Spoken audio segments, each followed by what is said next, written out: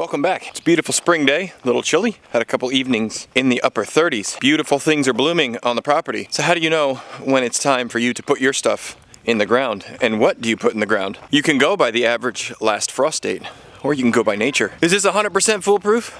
No. Sometimes you get weird, wacky days. But is it the way our ancestors used to do it? Yes. And is it accurate more often than not? Yeah, we'll show you next.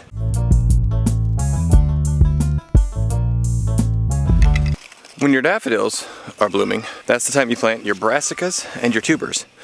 In zone 7 anyways. That's what we're talking about, zone 7. We're not planting our sweet potatoes yet because those are a little bit more of a warmer tuber. So we put our brassicas out a few weeks ago, almost a month ago, and they are looking fantastic. These are our broccolis that we started inside, and they just look amazing. And our tubers, our potatoes, are just now starting to come up. At least out in the field where it's warmer. Not so much back here in our kitchen garden. We've got a couple little sprouts here and there, but they're really shooting up where it's warmer. But now, and we're gonna plant basically everything else, but the most important crop for us that we're gonna put in the ground is corn.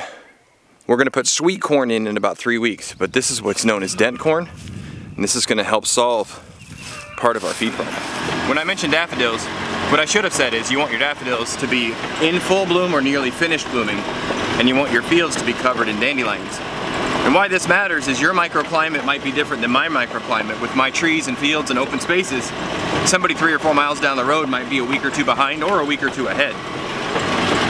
So reading the signs is important as opposed to average dates. So we have our field plot here, and this is our mango beets, which are over there. We have a few potatoes that we had left, so we just kind of chucked them in the ground because you hate to see seed potatoes go to waste. And then this area here, which is probably the size of our crop garden last year, would you say? Yeah. Is going to be field corn. And we have no steen dent corn from Johnny's. They're certified organic, non-GMO. What else? Heirloom, etc. So it's also known commonly as field corn. So that's what we're going to put here. And our cultivator, or harrowing disc, gave us lines. So those are kind of what we're going by. And as a good proper husband, I have Mrs. Flannel doing all the hard manual labor as I yammer on to you people about what we're going to do. These are about a 100-day harvest, I believe, from plant to supposed to be production. Germination. It's about 100 days from planting to germination. And we have used no amendments in our fields other than the chickens running through it, horse manure, and every natural thing we could chuck in here. Some mulch. Planted beans here last year. We planted beans here last year. Right. Oh, and what else are we going to plant once the corn comes up? More beans? More beans! Are we doing the 3 sisters this year or just 2? Just the 2. We're going to do squash up there. Yes, and squash will go in later, but not today. We have to get the dirt ready. And we are making these rows about 1 lawnmower apart. Very specific. Don't fight the grass. Don't fight the grass. Hey, yeah. Where's the end of it? Well, I mean, how far are we going? Okay. We're going to start here. Okay, so we're not going all the way. You can go all the way. I was just putting it in front of the camera. So we discovered it was easiest last year just to run through here with the lawnmower to keep the grasses down. So we're going to go 1 width apart, keeping one side of the mound up there and one side of the mound over here. So really it's going to be like a mower and a quarter. Yes, and our lines are whimsy. A little crooked. Whimsy lines, all right. And you'll be amazed at what these seeds look like. Corn. Boop. About like that?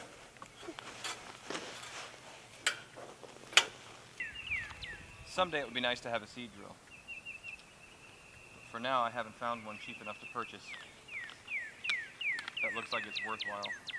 Because at some point in the future, we would like to be planting like 2 acres of this, because the cows can eat all of the corn plant. They can eat the leaves, the stalk, the husk, kernels, all of it. Same with the pigs. So this is part of our effort to make our homestead more resilient.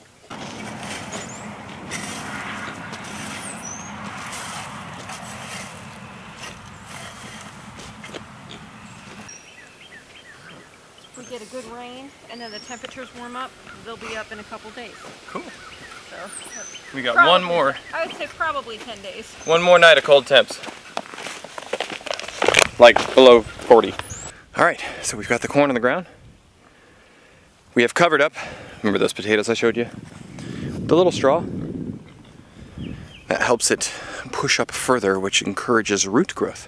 As those little sprouts come up, cover them, cover them, cover them, cover them. It'll force them to keep going up. If they can make it through soil, they can make it through hay. One of the things we'd like to do is run our chickens out in the field, but our coop does not have a door on it. That makes that easy. And as you guys know, our front field's way out there, and our house is way back there.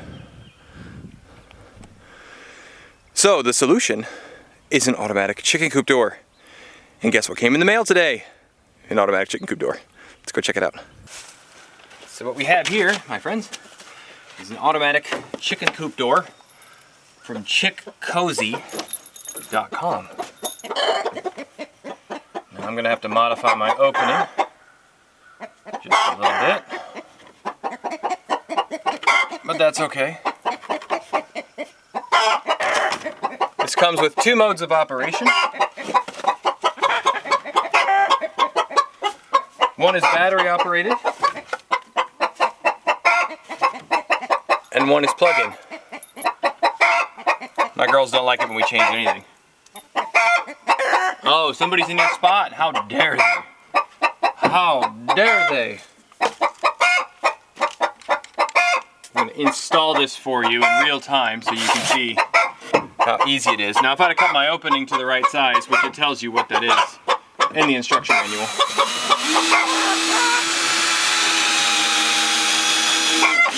I wouldn't have to be modifying my opening. But I made this opening long before we got this door.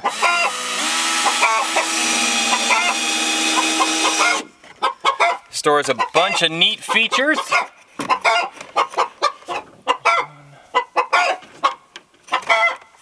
It's got a screen on it. It has 2 modes of operation, plug-in and battery. We're going to be using the battery mode. Would you shut up? Hey! Hey! Bear! Somebody's in her nest box. She's fit to be tied.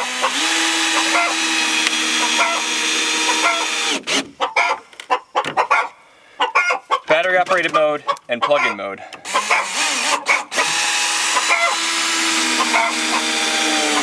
If it's near your house, you can leave it plugged in. I'm gonna shoot her out. That's obnoxious.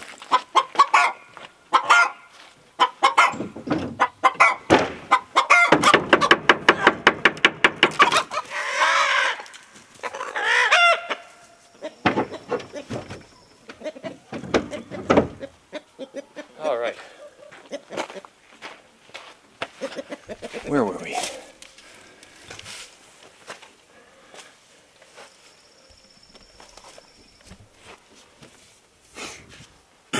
Two modes of operation, battery and plug-in. We have it set to battery. It's got an LCD screen right here that tells you when the door opens, how much battery life you have left. It even has directions on the front, so if you are like me and promptly throw away these things, it will work for you.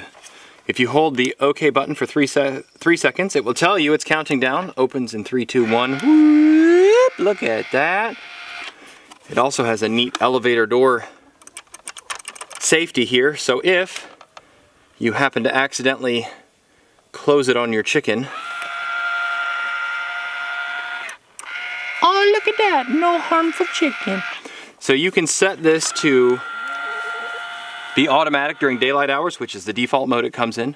Or you can press the OK for 3 seconds to enter the mode and then tell it what time you want it to open and close. Comes with the AC adapter. It also came with 4 batteries. Not only did it come with 4 batteries, it came with 4 Duracell batteries, not El Cheapo batteries. Instruction manual was easy to read.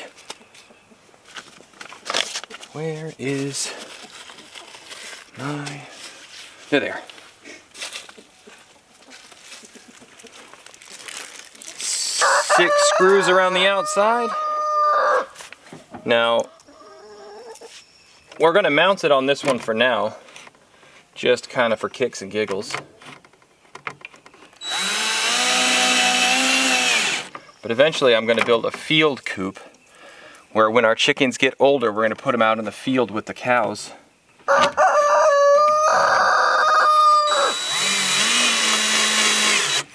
And so they can run behind the cows and the pigs and eat all the pests out of their poops.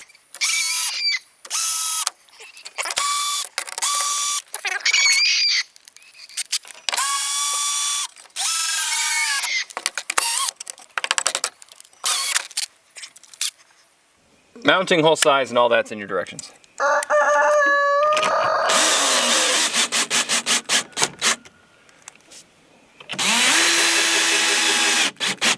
And it's waterproof and windproof and amateur homestead proof.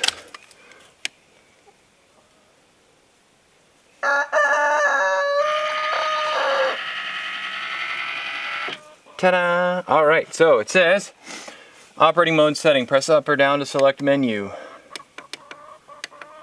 Mode light. Press OK for 3 seconds to edit or save. Alright, so it's now in light mode. So it should stay open until I go to bed tonight. We'll find out. If it doesn't work and it closes too early, we'll just adjust it. Isn't this a cute sticker they sent? So yeah, go to chickkoozie.com and we'll have a discount for you posted in the description below. Thanks for watching today. Hope you enjoyed yourself. We'll see you next time here at Flannel Farms. Keep growing as you grow. We'll see you next time. Bye.